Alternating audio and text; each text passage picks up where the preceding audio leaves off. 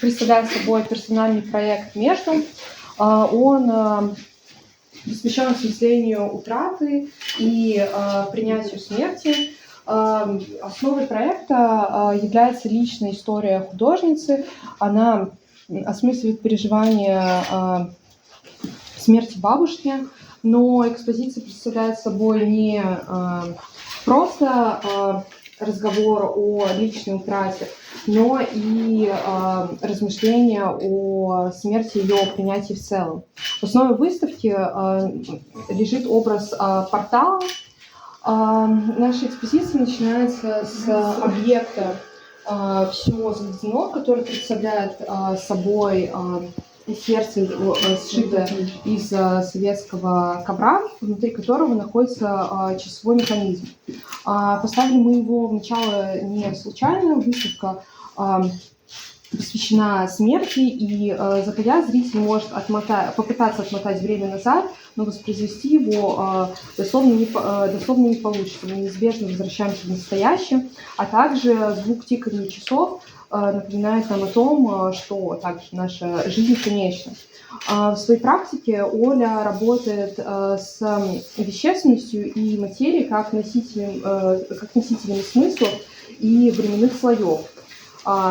И она, в ней находятся различные смыслы и временные слои, и она говорит сама за себя, но Оля интересует не архивация, непосредственная консервация, а видоизменения и переходы значений, которые в ней происходят. В экспозиции мы можем буквально проследовать за тенью, фигурой, будто бы из потустороннего мира. Бабушка Оля жила в деревне, и пространство можно условно представить как деревенскую избу.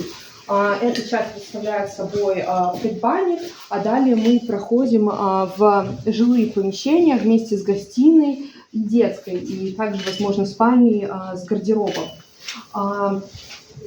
Сама фигура чем-то напоминает красные полотенца или одеяло, которые можно увидеть в деревенских домах, ассоциируются за счет используемых полосок. В этой работе Оля пытается воссоздать утраченную фигуру бабушки. Она использовала определенное количество стежков. Один ряд представляет собой количество лет бабушки, когда она скончалась, а другой возраст Оли, когда она создавала эту работу непосредственно. Само тело представляет собой тень, и мотив тени прослеживается в ходе всей экспозиции. Мы встречаем тень от люстры в углу, также рисунки представляют собой тень. И также сама по себе смерть является к нам как тень. Живые размышления о смерти в целом доступны только миру живых. Парадоксальным образом, хотя они не могут испытать это, они не могут познать этот опыт и испытать его. Несмотря на это, смерть оставляет следы в виде утраты и присутствует в нашем мире как тени. В серии графических работ, выполненных тушью, Оля запечатлевает тень, и она достаточно абстрактна, непонятно, где заканчиваются и начинаются ее границы. Графику можно поворачивать и развешивать в любом порядке, и также в любом положении. Тень в том числе переходит на стену. Это можно увидеть в работе, которая полностью покрыта черной тушью. Далее мы можем видеть текстильный коллаж летопись. Сама работа основана на воспоминаниях Оли, когда она проводила детство в деревне у бабушки, и соткана из различных тканей, из различных материй, которые в нем встречались в ее доме. Однако это не дословное воспроизведение того воспоминаний, а лишь попытка их воссоздать. И в ходе этой попытки, так уж работает наша память, эти образы неизменно деформируются, коллажируются и наслаиваются. Как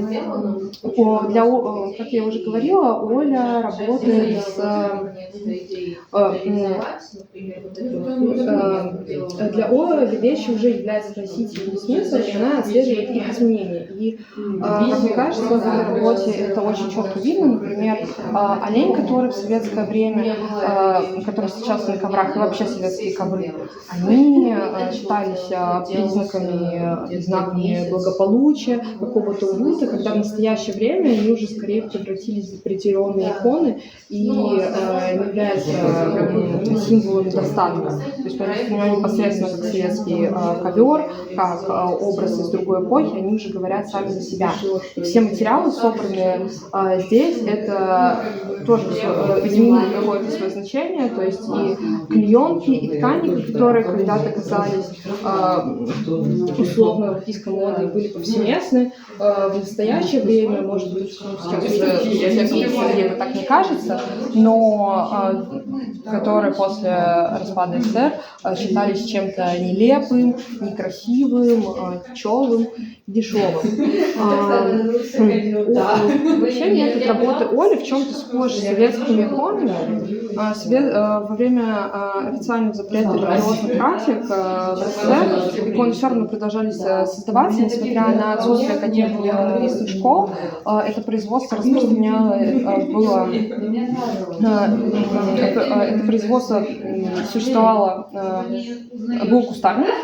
Очень часто им занимались именно женщины, бывшие монахини. И иконы создавались из подручных материалов, то есть, например, из фольги, цветы были бумажные, которые использовались для украшения окладов. Интересно, что сами советские иконы, или фалешки, как называли из-за фольги, из-за того, что использовались фольган, копировали не живописный образ и изображение, то, чем мы обычно считаем икону, а воспринимали ее как нечто целое вместе с киотом, это рама, в которой помещена икона, и вместе с окладом. И, казалось бы, использование таких дешевых материалов, а также материалов, связанных непосредственно с советской идеологией, для украшения могли идти ткани от пионерских галстуков, а также бумажные цветы. Многие советские люди вообще знали, как это делать, потому что они использовались для первомайских демонстраций. И, казалось бы, это вступает в противоречие с религиозным содержанием иконы, но что мне кажется интересно в них, это то, что советская форма меняет свое предназначение и становится символом чего-то иного. То есть это советские образы перерабатываются в рамках религиозного культа, и Оля не пытается не отсылать к чему-то такому спиритуальному, мистическому, религиозному, но также кустарный способ производства и непосредственно ручной труд становится для нее способом переработки образов прошлого и знаков в том числе, когда меняют свое содержание. Далее мы можем увидеть работу падения, которая отсылает к советской иллюстрии Каскад, но деформированной. В целом, также в этой части экспозиции мы видим видео с Ильичом. Помехи на телевизоре превращаются в кружевные платки, которые часто можно было встретить и в советское время, которые являются голосом советской эпохи.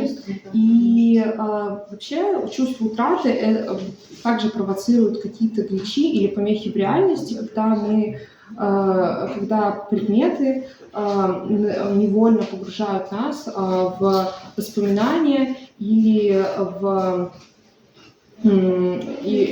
вызывают сильные эмоции, связанные с чувством потери. И люстра Каскад,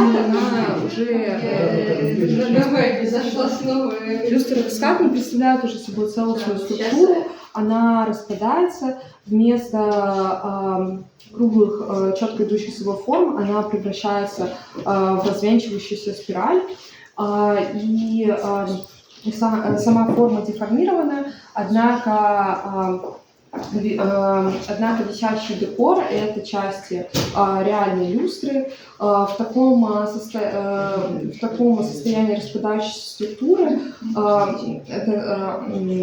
люстра, с одной стороны, становится как нависает подобно какой-либо угрозе, и можно тут тоже вспомнить такую угрозу смерти. И также становится предельной хрупкой и готов в любой момент развалиться. Далее находятся работы, которые можно назвать своего рода артефактами, связанные с личной потерей. Подобие стеклянного шара в банке и мобиль, связанные между собой работы, они отсылают к настоящей личной истории Оли в день смерти ее бабушки. У дома, в котором она жила, унесло крышу. И да, это как и в буквальном смысле, так и в символическом. Сталкиваясь с потерей, человек лишается этого чувства безопасности, и мобили детские, которые обычно ассоциируются с каким-то уютом, здесь же с летающей крышей говорят о бесприютности. Сам стеклянный шар мерцает подобно руине. Лично у меня он ассоциируется с заросшим аквариумом. Также и воспоминания о доме и о детстве деформируются, в том числе под влиянием утраты, обрастают какой-либо мифологией. В этой части экспозиции получается своеобразный детский угол. Рана на коленке также в чем-то перекликается с летними каникулами, когда дети часто выбираются на велосипедные прогулки и невольно повреждают себя. И здесь мне оказалось очень близко то, что написала Оля касательно этой работы. Утрата, повреждения или урон, они всегда оказываются видимыми, когда утрата представляет собой пустоту или изъятие. То есть это такое негативное пространство. И в этой работе Оля делает эту утрату видимой, выявляет эти пустоты, прошивает их бисером, тоже вручную перерабатывая. И опять же сошлюсь на советские иконы, которые также расшивались бисером и тщательно украшались. И рамка тут тоже в чем-то напоминает оклад, который можно встретить на полежках. Этот плащ действительно настоящий плащ, принадлежавший Олиной бабушке. Она забрала его из того самого дома, чью крышу унесло в ночь кончины. И здесь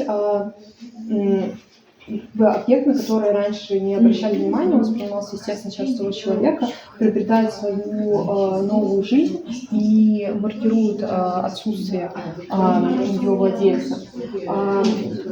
Также через взаимодействие с вещью Оля перерабатывает чувство утраты, пришивая бисером пятна и следы от краски. В завершающей части экспозиции находится поднос, который визуально также возможно соотнести с техникой советских икон. Особенно это напоминают цветы и оклады, составленные из кружев. Однако работа вдохновлена посещением музея Тропина, где Оля увидела ряд гравюр, изображавших семью Наполеона. Там были небольшие гравюры, которые были обрамлены бумажными рамками. И интересно, что вырезанные бумажные рамки с подобием кружев перекликаются с театром теней, и так же, как смерть присутствует в мире живых, подобно тени. Тоже такая интересная параллель. Да, это техника, которая в 19 век, да, там же любили вырезанные фигуры, там были орел, имперские какие-то символы,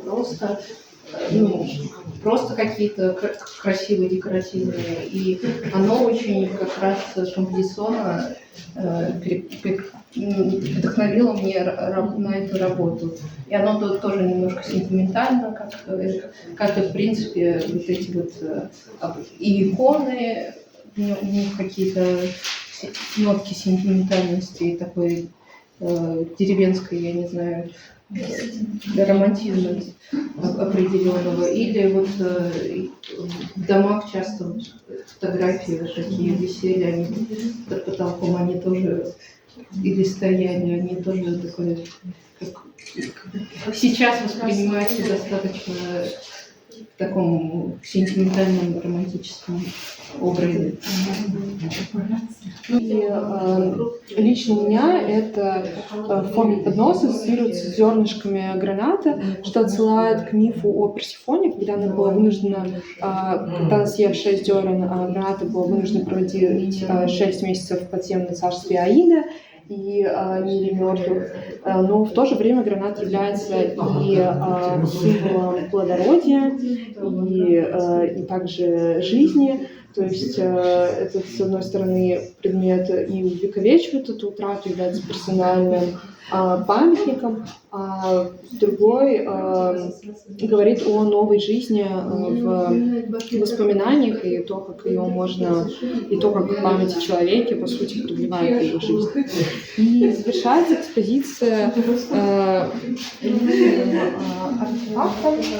Это фотоальбом с полароидными снимками. Полароиды тоже своеобразные технологические призраки. Они не являются устаревшей технологией, а также они схватывают моментом. Вы также можете вспомнить фразу «фотография – это маленькая смерть», которая увековечивает фрагмент времени. В фотоальбоме представлены как первый вариант проекта «Между». Он уже выставлял все работы, которые не были включены в экспозицию, они тоже тут присутствуют, как некоторые призраки. Вообще фотографии подобраны по ассоциативному методу, но также есть и часть работ, которые также связаны например, с гличом и процарапыванием. То есть это про процарапанные картриджи, и также можно увидеть образ тени, то есть вот эти фотографии, они такой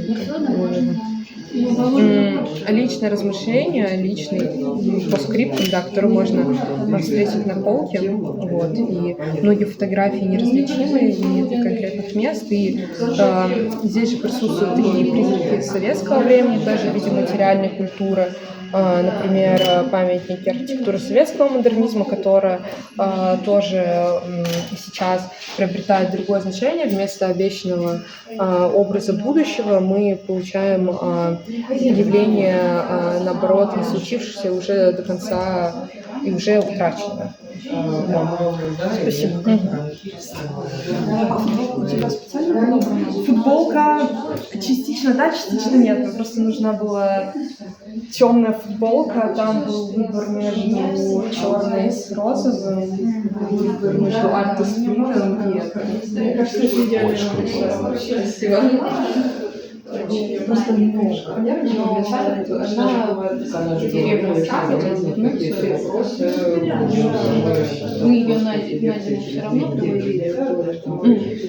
Была бы ее воля, мне кажется, она все время прожила. И мечта, говорила покровить именно деревню.